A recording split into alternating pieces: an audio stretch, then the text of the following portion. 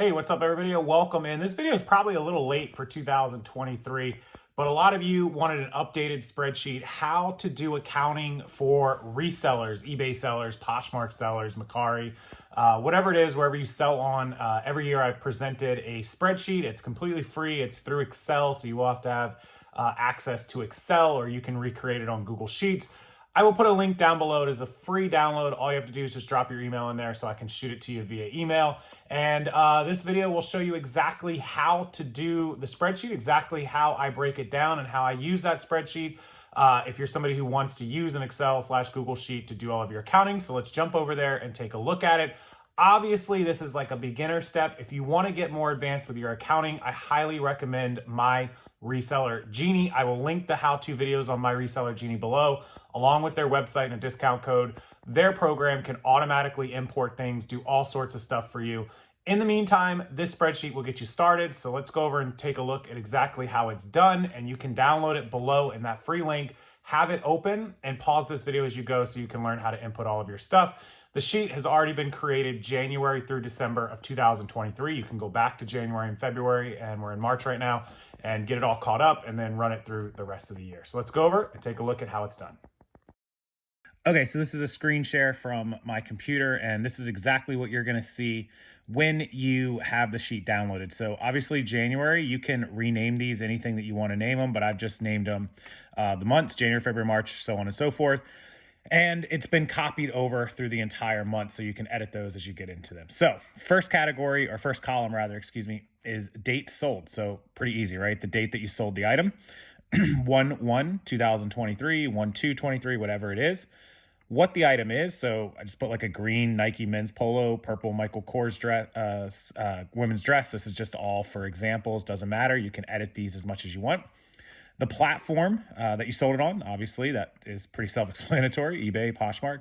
Your SKU number, if you're somebody who has an inventory number or a SKU, you're gonna go ahead and plug it into here. A101, could be A1, could be B1, doesn't matter. And the total price that you sold. Now, this confuses a lot of people because they're like, well, what if I charge shipping? The sold item price, the price you sold an item for, is the entire price, all in, period. Now, the exception is Poshmark. If you sell an item for $20 and Posh charges $8 for shipping, they're collecting the shipping and paying it. So that's not your sold price. Your sold price is $20. So for example, if this green Nike men's polo had been $15 plus 5 shipping, it is a $20 sale. That is what you need to start thinking of stuff as, if you don't already. It is one transaction. You are being paid all at one time, all in. And so that's how you need to record it. When the IRS asks you at the end of the year, quarterly, or whatever you do, what were your total gross sales? They don't want to hear, well, I did $500 plus $200 in shipping. No, they want to hear $700. So total sale price. Now, when the item sells, you can come over here and put in platform fee, right? So let's say the eBay fee was $4. I totally made these up. Don't pay attention for these for percentage wise. I just made them up for the sake of this video. So $4 platform fee, right?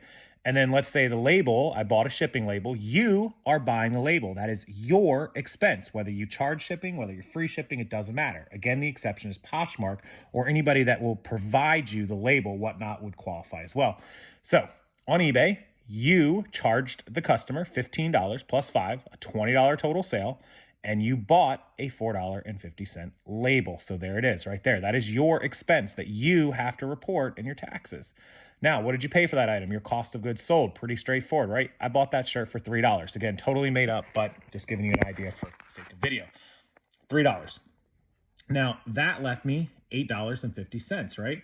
So if you come over here and we do our simple math, we have a $20 sold price. We paid $4, so that leaves us $16 after the fee.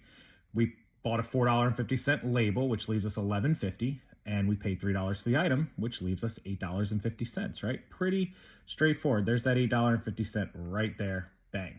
And so then we did that same thing for the second item, the purple Michael Kors dress, A106. We sold it for $25 on Poshmark, right? We see that Poshmark. Posh is going to charge us 20%, which is our $5 fee. We don't have to buy a label because they took care of it. And we paid $5 for that dress. So $10 off our $25 leaves us a pretty easy math of $15 profit. Now, our total so far all the way across is that we've sold $45. We spent $9 in platform fees. We spent $4.50 for our one label. We spent $8 on our cost of goods, and we were left with $23.50. And that is pretty much how easy that is, folks. That's all the accounting you will really need to do. Now, over here, I've added a second section, which is other expenses. So these are all non-platform, non-label costs. So over here is going to be our cost of goods, our labels, and our platforms. Over here is going to be everything else. So we have them dated. We have what the item was. Let's say on the first, you bought yourself some poly mailers. Those are considered materials. Anything you use up in a year, ink, toner, materials, poly, bubble mailer, anything you don't keep that you will eventually use up generally within a year is considered material. So you bought a box of poly mailers for $25. A thermal printer is considered equipment. Equipment, like a laptop or a phone or a light kit, are things that you intend on keeping. They are permanent. And you may sell them down the road. You may keep this thermal printer for 2 or 3 years and sell it and upgrade or something. But generally, it's an item you keep more than 1 year. You paid $150 for that.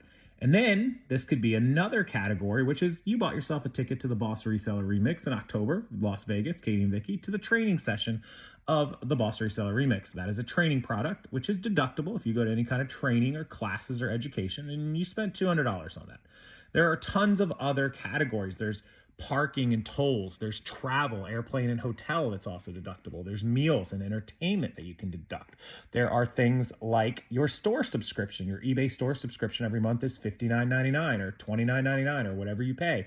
Amazon store, $39.99. Those every month could go into your other expenses, into your categories. And those would be like websites and dues. If you pay $20 a month for your own personal website or your own email service, that would also be a training or a dues and category expense here that you could put in. So you would track all those all the way down.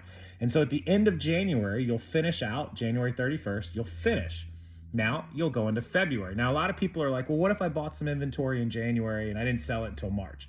I don't track my accounting in that way. I only put in what is sold in this month. I don't care what was left. When I buy stuff, when I go out and buy inventory, I keep a separate sheet, a separate column, which you're welcome to put in anywhere else, that just says every time I bought something. This whole list would be dated, the store I went to, and how much I spent. And then I would have a total. Let's say my total was $3,000, right? And then I come over to this sheet and my total cost of goods sold is $300, right, on those items. So I have $2,700 left in inventory. That's how a whole lot of people like to do it. I do mine even a little differently than that. I like to zero mine out. Everyone, I think, knows that. I put all my cost into everything.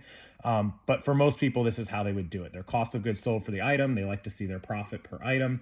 And then they keep a track of all the money they spent on all their inventory somewhere else. So they have a total they spent on inventory, and then they subtract the cost of the goods that sold. And that leaves them with how much inventory they have left in stock at the end of every year, or the end of every month, or however they want to do it. So that's their free spreadsheet. I'll go ahead and leave the download for you guys once again. If you have questions, comments, concerns, please leave it on the video.